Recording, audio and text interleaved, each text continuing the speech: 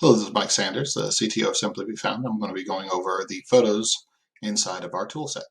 So right now, once again, we're in our KW printing, and this is photos. You'll see the image here, details about the image, usually just the name and when the photo was uploaded. You can see details here about the view of it.